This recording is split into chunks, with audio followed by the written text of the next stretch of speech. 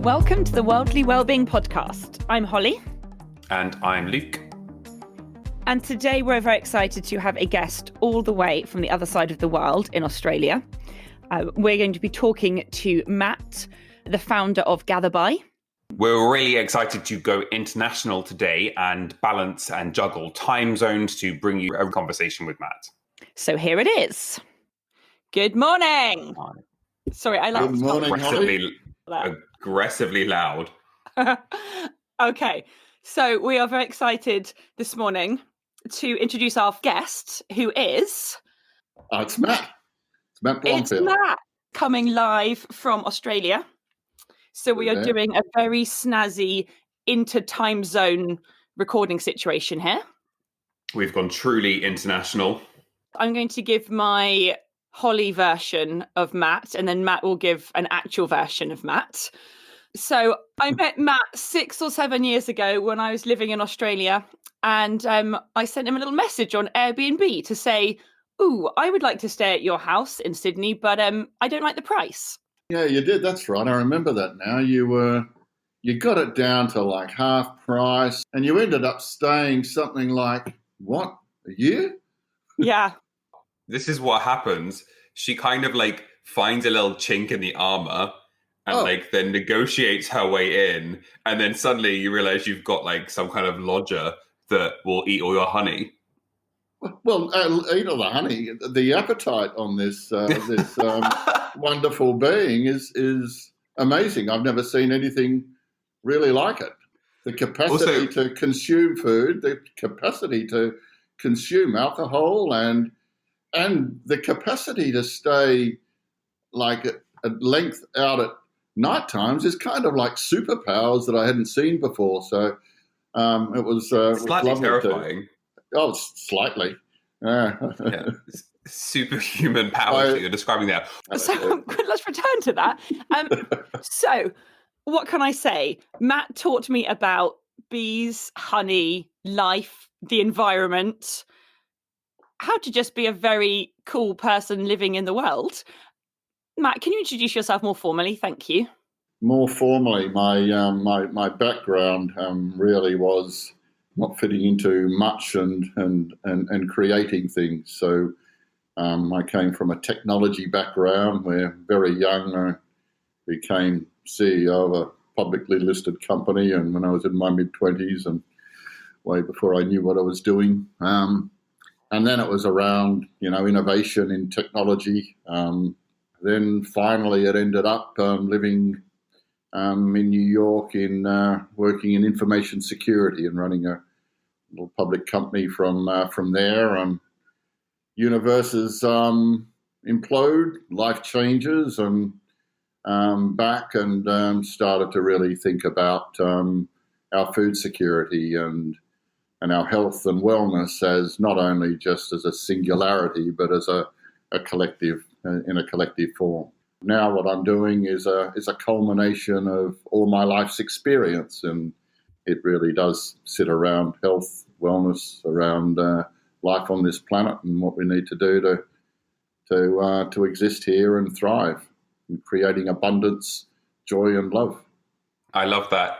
And I love that Holly's introduction said, talk me about life and bees and stuff. But Matt went into talking about singularity. And yeah, I felt that we went down a really deep path, even despite Holly's introduction, which I love. About bees, so in terms of what's the one of the most important things around our food out there, it's the bee, the pollinator. We've got 1,700 Australian native bees that pollinate, plus the European honeybee. So it started around that and what we need to do to save the bees. Some people might not really realise quite how important those bees are. Can you just summarise how important bees are, please? Well, bees pollinate 90% of the crop species, feeding 70% of the world population, or some amazing statistic like that.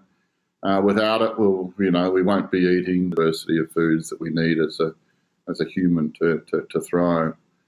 we'll be having monoculture plantings. It'll be, our habitat will be lost. The bird life will go. Everything will go if we lose our insects and our pollinators. So it is at the top of the pyramid when you consider food security, like true food security. Where does our food come from? It's not good in the hands of corporations. We know that. It's not working. We've got to bring the family farmer back to the farm. We've got to, and we've got to make sure that we have our pollinators to pollinate the food. So, I was saying, started earlier, was that bees are dying all around the world. They're dying from this deadly mite called Varroa destructor. It's a mite that sort of connects to the carapace of the bee and, sucks it out. And we don't have that in Australia. We're the only country on this planet free of this deadly mite. And to do beekeeping in any other country, you need to use chemicals and antibiotics and everything to keep bees alive. And we wanted to start out by creating a business that would save the bees rather than an ideological thing of let's go, walk the streets and save the bees. Actually, what we can do to save the bee, what we can do then to create new ways of agriculture that, we need to adopt here in Australia because of our topsoil and our conditions with climate change upon us, what we need to do to be able to survive these coming decades. So it sounds like Australia is almost like a little safety bee bubble. It is. It's also the canary in the cage with climate change. So we've got that, those two fighting each other. Varroa is in New Zealand.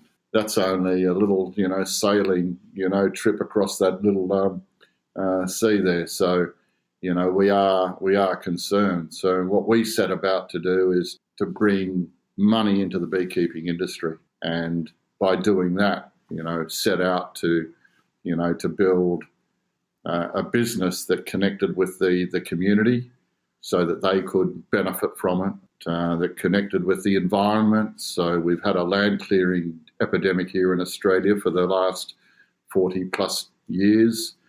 We've got to get plants, trees back in the ground. Unfortunately, we're still being allowed to grow large areas of cotton, a very water-intensive crop. Now we're a very, very dry continent down here. It's ridiculous. We've just cleared 30,000 hectares of beautiful, pristine bushland to grow almonds, the most water-intensive crop of anything in the driest state of the driest continent on Earth.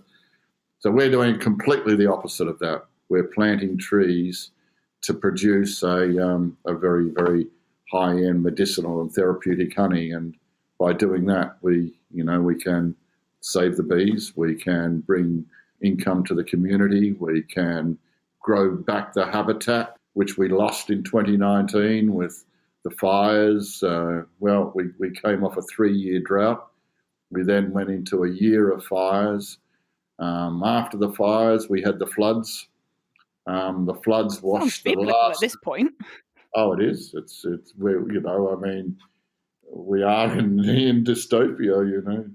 We are in a time where action is required now. It's not tomorrow. Whatever we've got to do, we have got to change it ourselves because nobody's going to do it.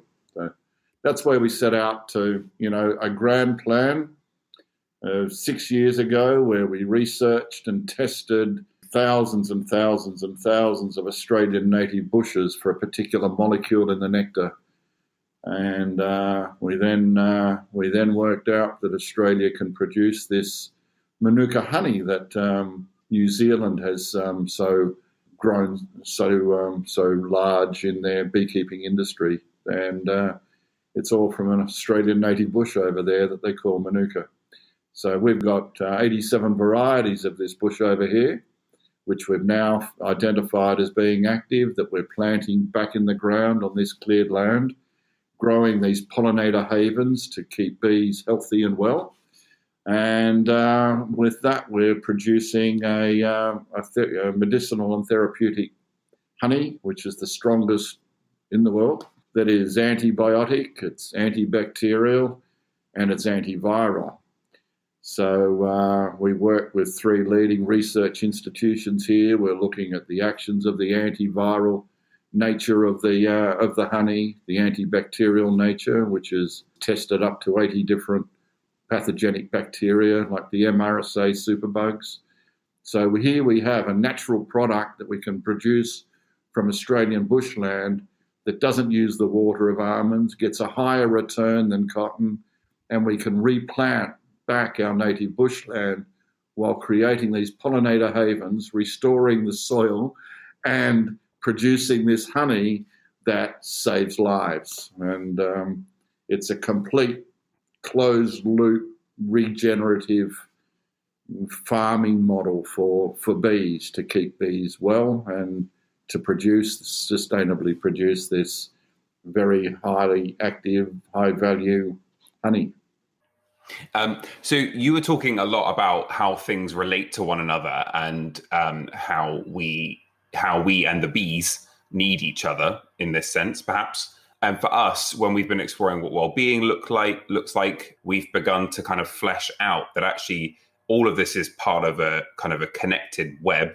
Everything's interconnected, and we can't, as humans, thrive or be well without the environment thriving and being well. And at this point, the environment can't thrive and be well unless we start changing. We could just all disappear and that would be great for the environment. But unless we start doing something proactive, the environment can't thrive and be well. And what really struck me when you were just speaking now, Matt, is you were articulating that in the relationship between people, humanity, and bees, and the need for both to find that relationship again. Would you say that's what well-being means to you, kind of seeking kind of that relationship between those different pieces in our world? You nailed it. Absolutely. So, in us, it's the food that we eat. What are we putting in our mouths? What are we thinking? What are our thought processes like? What's our activity? Are we sedentary? Are we sort of, do we move? Are we active? Their health is, the 4 doctors, if I get this right: eat right, move right, think right, and act right. That keeps you healthy. I'd just been to a doctor, but I hadn't been for 10 years. I think the last time I was in hospital, I had to take Holly there because she hurt her finger. I cut my finger half off. Yeah, it was quite a dastardly little cut, but so the I don't know why you're laughing at the pain I had to endure there, Matt. I'm laughing at the difference between the description between Holly saying I cut my finger half off and Matt saying, yeah, it was quite a cut. Yeah, it was a cut. Yeah, no, it was a cut. I've actually still got the scar on my finger, so have you know that? Thank you. Well, good to remember the moment by. So around your own health is completely a closed loop model. What I went to say before I got distracted was I haven't been to a doctor for so many years, and I didn't need to, and I've just and that comes from what you put in your mouth, how you see your challenges. That's around health and wellness. It's not what's happening to you. It's just there. It's you observe it, you move by it. Who are you attracting right now, and why are you attracting that? Is really your health and wellness. Luke and I had come up with this because we've sort of talked about the environment and me and that interconnectivity, but we'd also added on others.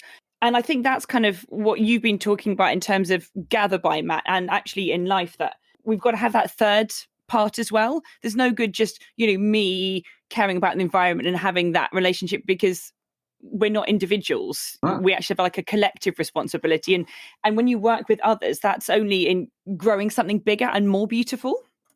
And that's exactly right. Gatherby, its very name, is gathering the people. It's Gatherby. What we've got now is, we're exporting our honey into 6 countries. We've got plantings, we've got replantings. But that's not from me, it's from the others, the people that you attract around you. So that making that healthy system that you exist in and attracting, and that's the bee colony, right? If you look at a bee colony, It's amazing how it works as a single superorganism. It's mostly, females in the beehive.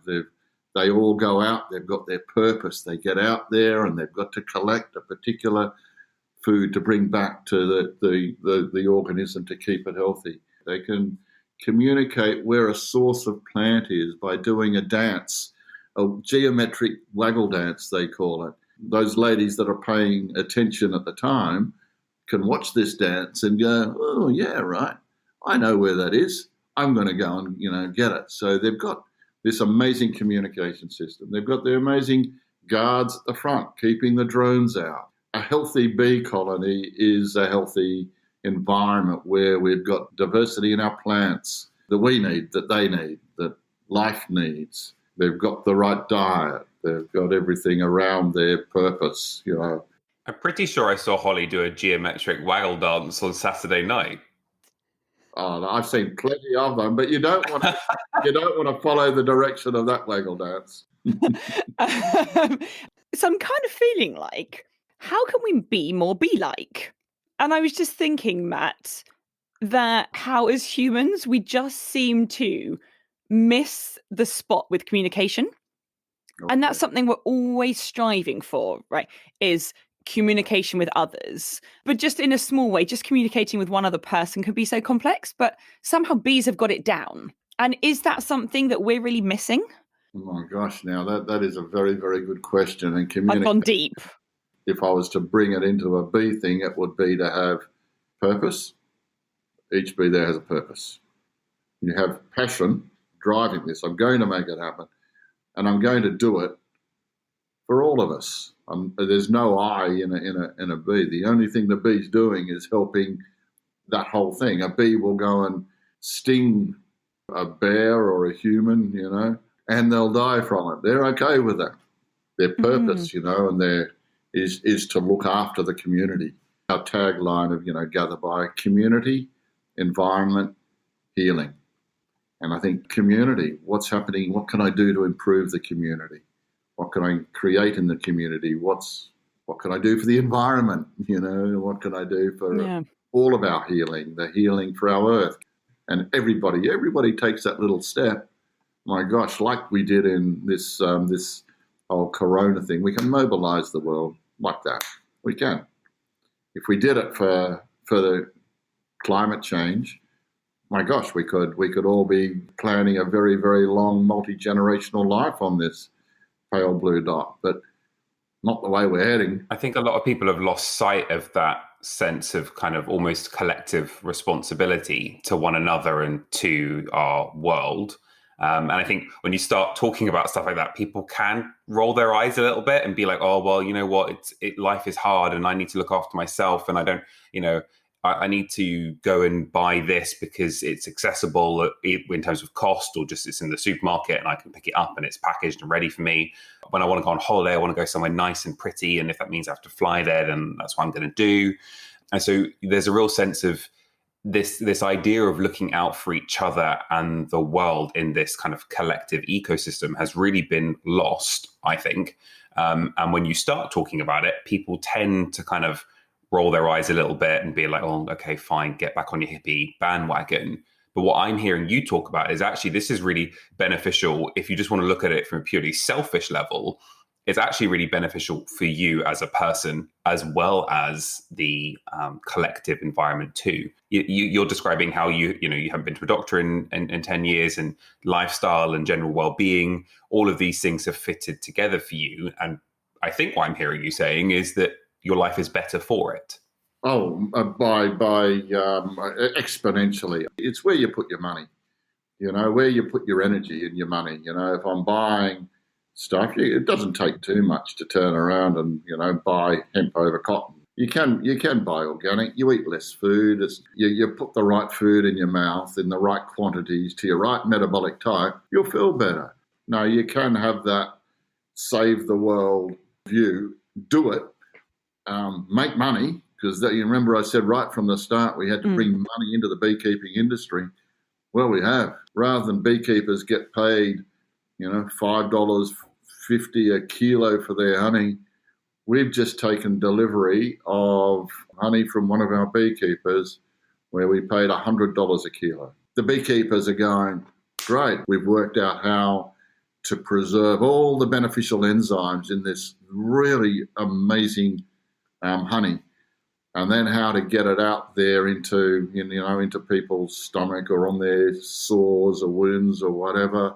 I didn't start off to produce this honey. I started off trying to bring the family farmer back to the farm. Holly was all around that, 6 years ago was when we started this company. It was all the early stages of formation of how it was all going to work. I had no idea the steps that I was going there, but I did know what I needed to know, and that was I had my own vision for my life. I connected the dots of all my experiences, and the good, the bad, and the horrible, and the amazing, and tried to do something in life, and that's wellness to me. When I was first in Australia, I could see Matt had so much knowledge and passion. And you had this sense, Matt, like you knew yourself, you knew the journey you'd been on, you knew what you desired for yourself, but for the world and for your community around you. And you put that into place. The first relationship we really need to have is with ourselves. Yep. And from that, we're able to make this relationship with community, with the environment, with the world. Probably these bees know themselves well. They know what they're doing. And we need to be like that as well. We do, and that's exactly right. I mean, what you do, how you do it, is up to you. You don't necessarily know how you're going to get there, but you just got to have your own vision. What do I want to be here for? And to be able to do that, you have to have that introspection. I had 2 years on my boat. I went deep into that, and I wouldn't have been able to do that with you because I wouldn't have been able to think about the community. I was only thinking about how I was going to survive. But once you're at that point of, I may not survive, you then start thinking about the I goes to we very quickly, and the I then disappears completely, and the we happens. And we is abundance. And it is the creation of, peace, joy, and love that we all want. So how can others get stuck in then? For me, you've painted a picture of, okay, well, I want to be involved in the honey movement, the bee movement. I mean, I was a convert anyway prior, but hearing you speak today has made me want to do more. So what can others listening do to get involved, not only with what you're producing, what you guys are doing at Gatherby, but also in terms of the world and protecting bees and all of that great stuff? Well, there's some great movements in the UK going on. There's rooftop movements. Grow the plants that the bees love. Grow plant diversity. Start with that. Buy honey from a beekeeper. Don't buy cheap honey in supermarkets. It's been heated up. It's pasteurized. When that happens, it becomes toxic to your gut. It's just like a processed sugar. So buy your honey from a beekeeper. Bees need our beekeepers. Your £1, where are you going to spend it? I think consumers have felt a little bit disempowered and like, oh, my contribution doesn't make a difference. My shopping habits don't bring about change. But on the news this week, I saw there is a new bookseller that's been launched first in the US, but now in the UK, that is giving money back to local booksellers. And is out to challenge Amazon. And I think actually consumers saying, where we put our money is really powerful. What I hear you saying is exactly that. You have, your £1, your $1 actually has the power to bring about change. Major change. All of us. That's all it needs. Around the world, it's that grassroots movement. How can people engage with Gatherby? Where can they find you online, on social, and where can they get your products? Well, you can go to gatherby.org. We are looking to sell in the UK, where we have EU accreditation of our facilities. So we're selling into Germany at the moment.